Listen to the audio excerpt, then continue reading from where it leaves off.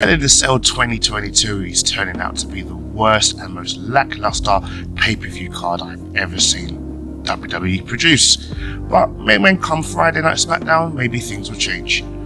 As of this recording, 1st of July 2022, there are only 6 matches on the card. So without further ado, let's go through the card and then let's make my predictions. So let's go.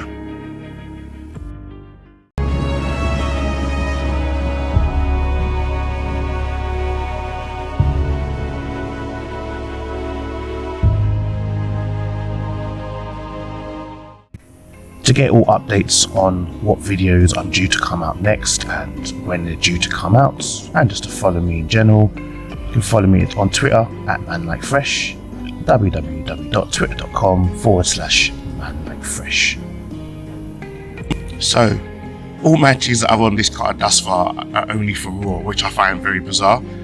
Maybe come SmackDown we might get 1 or 2 matches added. Maybe Shinsuke Nakamura and Riddle team together to take on the Usos, or maybe the returning Madcap Moss will take on Happy Corbin again. One of those 2 matches, or both of them, but as it stands, 6 matches from Raw. So, Bianca Belair will be defending her Raw Women's Championship against Becky Lynch and Asuka in a triple threat match.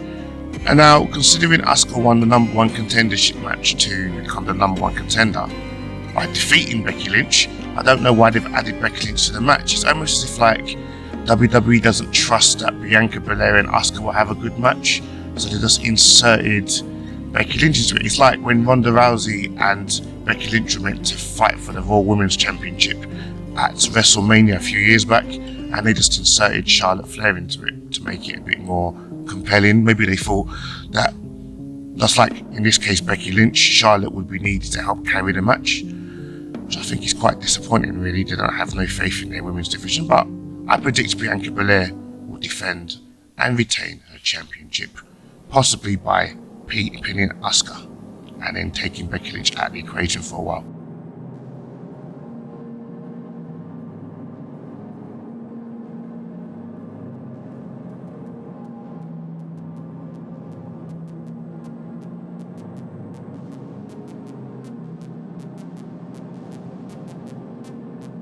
The next match to cover will be Ezekiel taking on Kevin Owens, and obviously, you know what, I didn't really think I'd like this storyline, but you know what, this whole you're not Ezekiel, your name is Elias, I really do like this, and the fact that they've given Elias an opportunity to finally have some consistent matches and possibly have his first pay-per-view match since, when did last Elias have a pay-per-view match? Was it WrestleMania back in 2020? So yeah, Ezekiel, obviously, we all know it's Elias, but it's so nice that WWE has given him opportunity, and Kevin Owens have given him an opportunity to try and put this guy over. And I see, good things in the horizon for Elias. He looks quite jacked now, even though he looks like the Ultimate Warrior physically now. So, Vince McMahon loves that kind of stuff. So, what's my prediction for this one? So, I don't know if this rivalry will continue after Hell in a Cell, but I surely believe that if someone doesn't come and play Elias at some point, Ezekiel will probably revert back to Elias. But Ezekiel to win this match and probably put an end to this feud once and for all.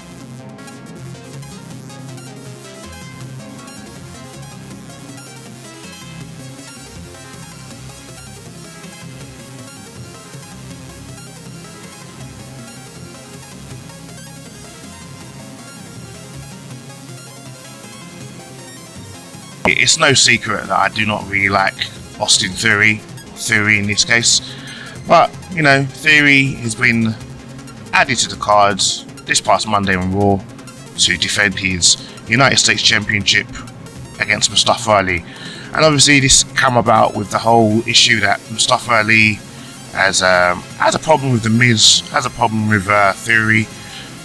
Theory obviously had him ambushed this past Monday on Raw, and then I think who was he fighting?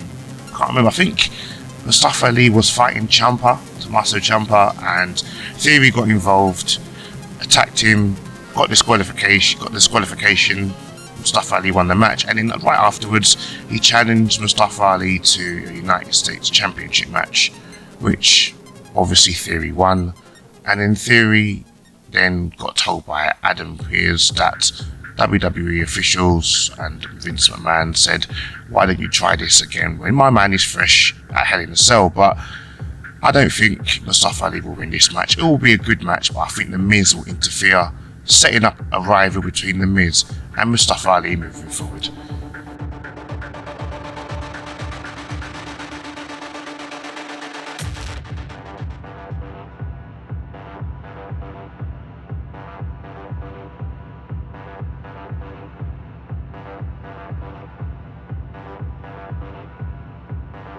Can I just say MVP's involvement in this rivalry between Bobby Lashley and Omos has made this rivalry a lot more interesting, and I'm just so happy that Omos has had MVP and Bobby Lashley to try and elevate him, because let's face facts, Omos isn't the greatest worker, but I've started to see a slight improvement.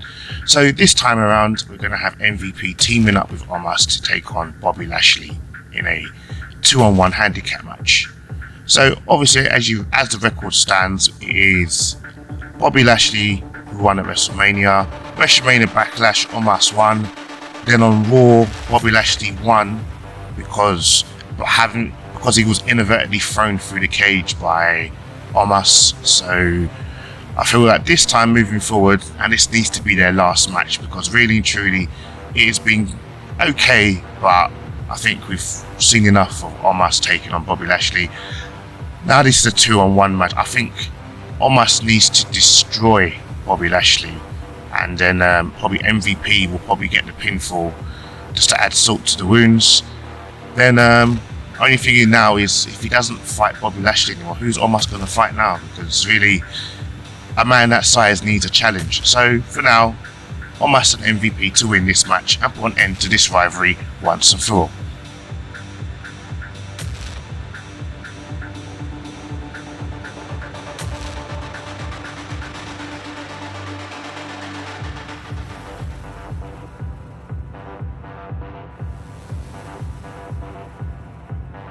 So we have Team AJ Styles taking on Judgment Day.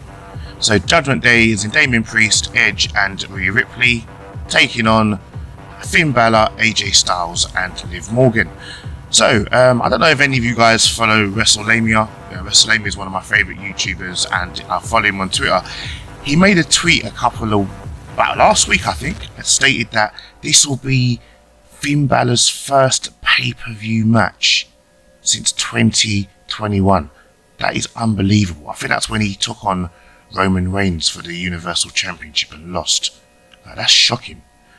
But anyway, so this has been a very good rivalry. I love this new edgier Edge, no pun intended. But I feel like AJ Styles is still going to be their punching bag moving forward. Reason why I say that, I feel like there's going to be a defection at this pay-per-view. Someone from AJ Styles' side is going to jump ship, and we're talking about people joining Edge to release their inner demon, their inner dark side. No one on that team has a darker side than Finn Balor. So I feel Finn Balor will turn heel, jump ship, and Judgment Day will win this match.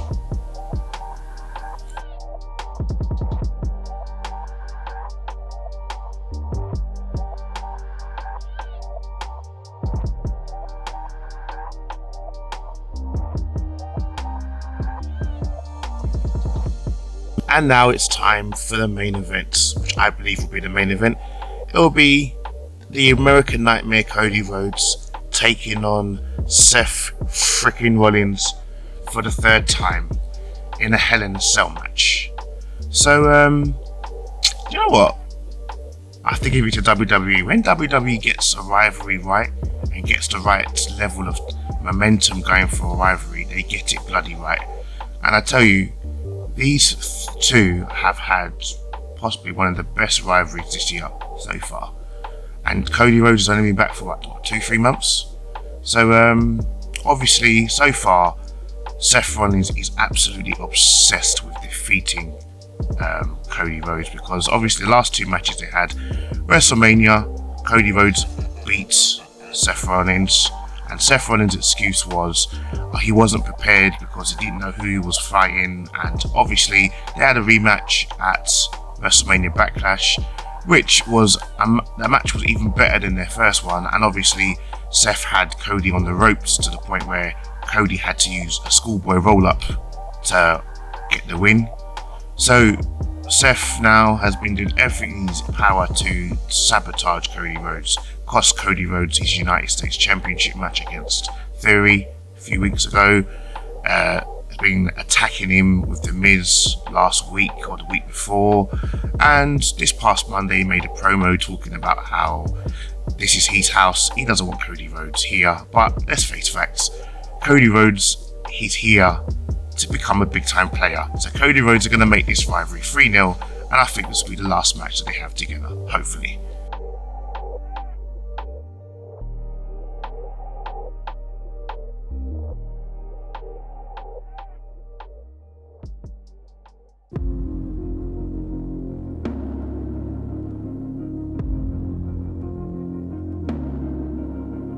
So guys, that's all the matches covered. Now stay tuned for my final thoughts.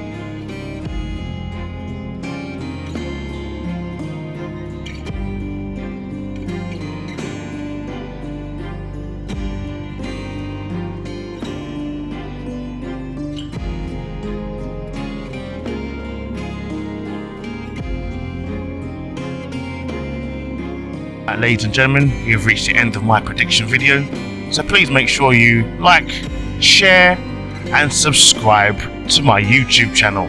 And if you don't, I will come to your house, I will open your front door, and I will come and press subscribe for you. It's not hard, just click on the corner up on the corner of my profile and click channel Manlykefresh.INC. Subscribe! That's what you gotta do. Anyway guys, enjoy the pay-per-view, and I'll see you at the next prediction video. Take care. Bye.